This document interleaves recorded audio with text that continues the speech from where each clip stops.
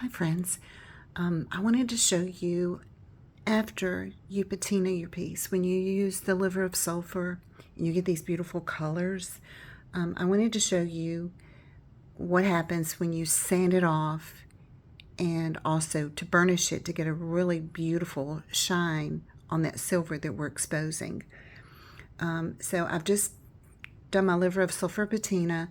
I've dried it really, excuse me, I've dried it and brought it into the studio. So now I'm going to use just a sanding pad. I think this is like a 180. You can use almost anything because it doesn't take very much grit to take this off. So you could even use like a 200, a 280, even probably a 400. So what I'm going to do, you can see I've already sanded part of this. I've already done this part, but I'm going to show you if we flip it over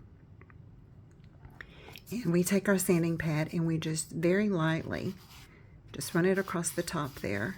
You can see it exposes that beautiful silver pattern that we want. I got that pattern by running my sterling through a rolling mill with a texture plate. This is called Papyrus Fan, I think is the name of it. It's one of my favorites. I really love this pattern. Okay, so you can see what happens now when we go in and remove that off the top there. You get this beautiful pattern. So now I'm going to use an agate burnisher.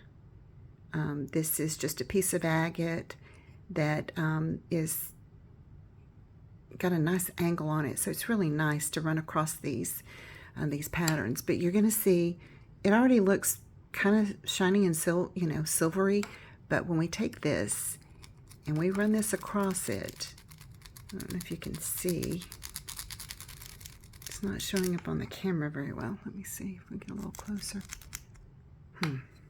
It's not showing up very well. But anyway, the process is you just run it across the top and it really polishes that silver and gives it that really high shine.